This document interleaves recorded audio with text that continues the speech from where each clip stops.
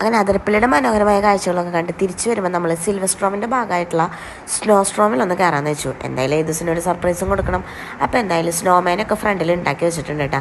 അവൻ ഭയങ്കര എക്സൈറ്റഡ് ആണ്. എങ്ങടാ പോണേ എന്താ പോണേ എന്നൊന്നും ആൾക്കറിയില്ല. അപ്പോൾ അവളോട് പറഞ്ഞിട്ടുമില്ല. അപ്പോൾ അതിൻ്റെ ഉള്ളിൽ കയറുമ്പോൾ ഒന്ന് കണ്ടോട്ടെ എന്ന് വിചാരിച്ചു. കുറേ നാളായി പറയുന്നത് എനിക്ക് മഞ്ഞ് വീണ സ്ഥലത്തേക്ക് പോകണമെന്ന്.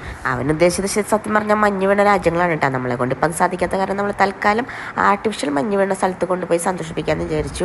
അപ്പോൾ അതേ നമ്മൾ അങ്ങനെ ഉള്ളിൽ കയറി നമുക്കൊരു 45 മിനിറ്റാണ് കേട്ടോ. ഇതിൻ്റെ ഉള്ളിൽ 500 രൂപ അങ്ങനെയാണ് ടിക്കറ്റിന് വരുന്നത്. അപ്പോൾ എന്തായാലും തുടക്കത്തിൽ കയറിയപ്പോൾ ഭയങ്കര എക്സൈറ്റഡ് ആയിരുന്നു ആൾക്ക് ഭയങ്കരമായിട്ട് ഇഷ്ടപ്പെടും. മക്കളുടെ സന്തോഷമാണല്ലോ നമുക്ക് ഏറ്റവും വലുത്. അപ്പോൾ പിന്നെ പൈസ നോക്കിയില്ല, നമ്മൾ എന്തായാലും കയറി 45 മിനിറ്റാണ്. ആദ്യത്തെ 20 മിനിറ്റ്സ് നമുക്കിവിടെ പ്ലേ ചെയ്യാനും കുറച്ചിങ്ങനെ ചില്ല് ചെയ്യാനും ഫോട്ടോസ് എടുക്കാനൊക്കെ ഉള്ള ഒരു ടൈമാണ് കേട്ടോ. അത് കഴിഞ്ഞിട്ടുള്ള പിന്നെയുള്ള 20 മിനിറ്റ്സും നമുക്കിവിടെ DJ ഒക്കെ അവരിട്ട് തരും. പിന്നെ ഇതേ കുറച്ച് ഇങ്ങനെ പ്ലേ ഏരിയാസൊക്കെ ഉണ്ട് കേട്ടോ. അപ്പോൾ നമ്മൾ അതിലൊക്കെ കുറച്ച് നേരം എൻജോയ് ചെയ്തു. തുടക്കത്തിൽ എല്ലാവർക്കും ഒരു ടീമായിട്ടാണ് അതിൻ്റെ ഉള്ളിൽ കയറ്റുന്നത്. തുടക്കത്തിൽ എല്ലാവർക്കും ഭയങ്കര ആവേശമായിരുന്നു. പിന്നെ എല്ലാവരുടെയും ആവേശം കുറച്ച് കുറഞ്ഞ് വരണ്ടോ എന്നുള്ളൊരു സംശയം മാത്രമേ ഉണ്ടായിരുന്നുള്ളൂ. ഞാൻ വിചാരിച്ച ഈ ദിവസം ഇതിലൊക്കെ കയറാൻ ഭയങ്കര പേടിയാണ് കേട്ടോ. പക്ഷേ ആൾ ഭയങ്കര എക്സൈറ്റഡ് ആയ കാരണം തണുപ്പൊന്നും ആൾക്കൊരു പ്രശ്നേ അല്ല.